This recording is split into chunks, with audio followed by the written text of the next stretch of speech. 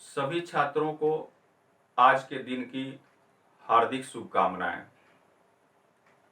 आज हम लोग भूमंडलीकृत विश्व का बनना अध्याय के आगे के हिस्से के बारे में चर्चा करेंगे। सभी क्लास 10th के छात्रों से पुनः मेरा एक बार अनुरोध है, कृपया वे ध्यान से इस डिजिटल क्लास को देखें, समझें, और यदि कोई चीज आपको समझ में न आ रही हो तो आप निश्चिंत होकर क्वेश्चन कर सकते हैं। भूमंडलीकृत विश्व का बनना के आगे हिस्से में विश्व अर्थव्यवस्था का उदय। अब जब तक विश्व के अलग अलग हिस्सों के राष्ट्र आपस में सीमित थे तो एक देश की अर्थव्यवस्था सिर्फ एक ही देश के अंदर समाहित हो गई थी। लेकिन वैश्वीकरण का दौर आ गया इस समय, वैश्वीकरण, और इस वैश्वीकरण के दौर में विश्व अर्थव्यवस्था का उदय हुआ। अब इस विश्व अर्थव्यवस्था के अंतर्गत सामान्यतः सभी राष्ट्र, प्रत्येक देश यह प्रयास करते हैं कि भोजन के दृष्टिकोण से हम आत्मनिर्भर हों। यानी सभी राष्ट्र ये प्रयास करते हैं कि भोजन के दृष्टिकोण से हम आत्मनिर्भर हों। जैसे स्वतंत्रता के बाद भारतवर्ष में 1966-67 के दशक में हरित क्रांति लाई गई और हमने खाद्यान्न उत्पादन को बढ़ाया ताकि हमारा राष्ट्र भोजन के दृष्टिकोण से आत्मनिर्भर बन सके।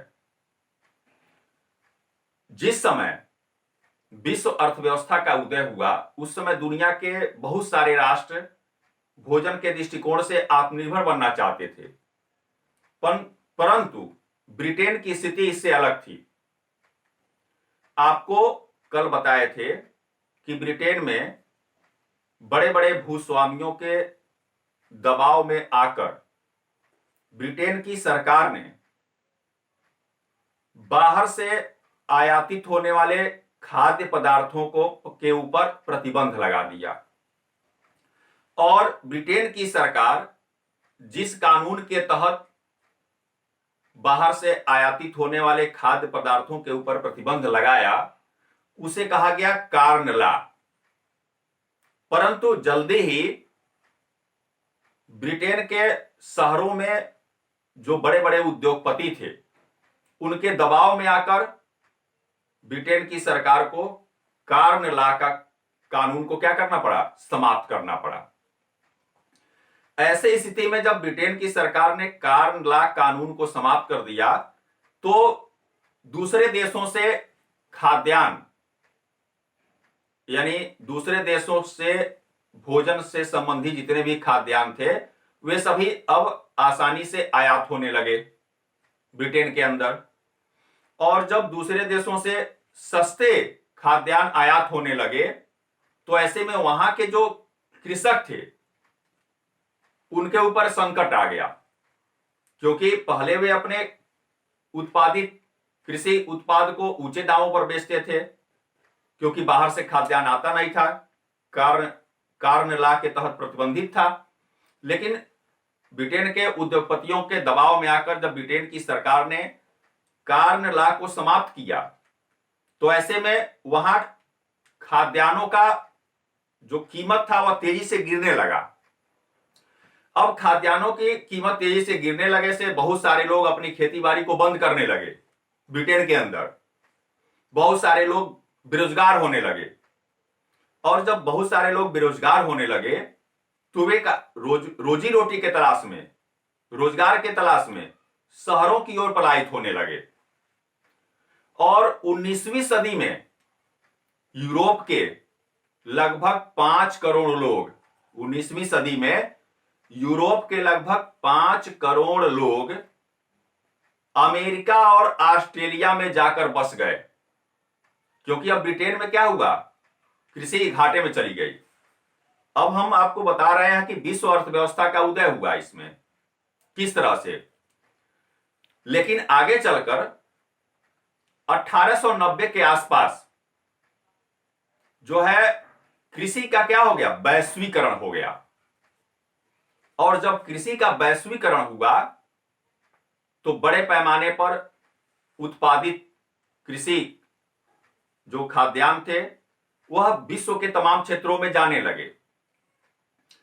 1820 से 1914 यानी 1914 में प्रथम विश्व युद्ध प्रारंभ हुआ, तो 1820 से 1914 तक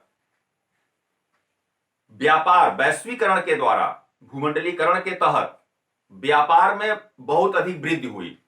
1820 से 1914 के बीच में तेजी से बदलाव हुआ परिस्थितियों में, और ऐसे में जब व्यापार तेजी से बढ़ा तो व्यापार में वृद्धि 25% से लेकर 40% तक हो गई। अब देखिए, प्राथमिक उत्पाद आज पूरे विश्व में ऑक्यूपेशन को, व्यवसाय को 3 कैटेगरी में बांटा गया है। प्राथमिक व्यवसाय, द्वितीयक व्यवसाय, तृतीयक व्यवसाय। प्राथमिक व्यवसाय में कृषि है, मत्स्य पालन है, खनन है, ये सब चीजें आती हैं। द्वितीयक व्यवसाय में जितने भी आप कल कारखाने और उद्योग देखते हैं जहां वस्तुओं का उत्पादन होता है वो द्वितीयक व्यवसाय है। तृतीयक व्यवसाय में सेवा आता है, जैसे कोई अध्यापक है वो सेवा दे रहा है, कोई डॉक्टर है वो सेवा दे रहा है, कोई इंस्पेक्टर है वो सेवा दे रहा है, कोई वकील है वो सेवा दे रहा है, कोई बीमा कंपनी है सेवा दे रही है, जो बैंकिंग है वो सेवा दे रही है। तो ये सब तृतीयक व्यवसाय में आते हैं। तो प्राथमिक, द्वितीयक और तृतीयक, इन्हीं व्यवसायों में लोग लगे हुए हैं। तो भारतवर्ष में सबसे ज्यादा लोग प्राथमिक व्यवसाय में लगे हैं। तो ऐसी स्थिति में जो प्राथमिक उत्पाद जब कृषि का वैश्वीकरण हुआ तो प्राथमिक उत्पाद में क्या है, जैसे गेहूं है, कपास है, कोयला है, ये सब प्राथमिक उत्पाद तेजी से बढ़ने लगे और इन सब चीजों का जो है व्यापार तेजी से बढ़ा। ऐसे में व्यापार, जैसे जैसे व्यापार बढ़ा, अब इस व्यापार के वृद्धि में, इस वैश्वीकरण, भूमंडलीकरण के विकास में, अब आइए देखते हैं टेक्नोलॉजी, तकनीक की भूमिका क्या रही। 1870 के दशक तक अमेरिका से यूरोप को मांस सीधे तौर पर सप्लाई नहीं होती, सीधे तौर पर निर्यात नहीं किया जाता।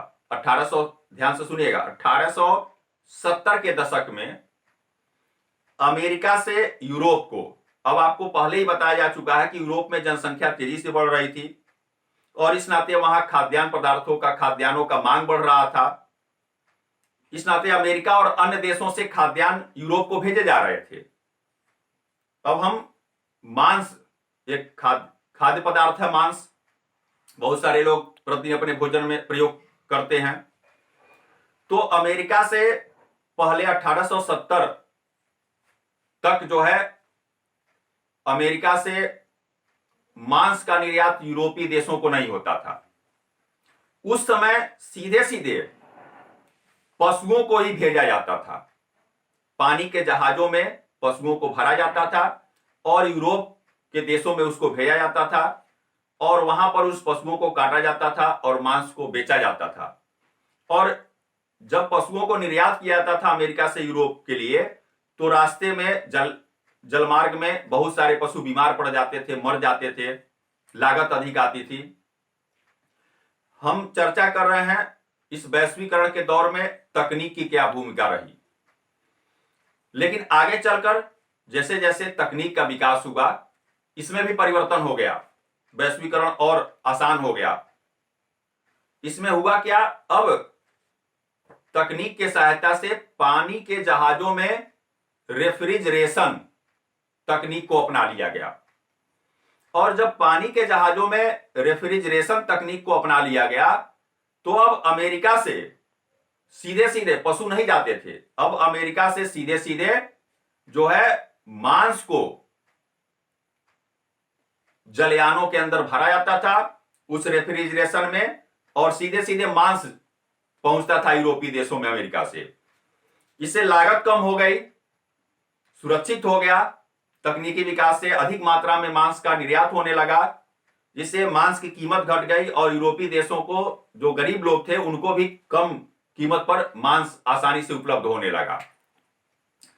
अब 19वीं शताब्दी के आखिर में, अब देखिए विश्व अर्थव्यवस्था का उदय हो गया, तमाम तरह के जैसे रेलवे का विकास हो गया, बहुत सारे बंदरगाहों का विकास कर लिया गया, जल मार्गों को ढूंढ लिया गया, विश्व के तमाम देशों में व्यापार को और अधिक बढ़ा दिया गया।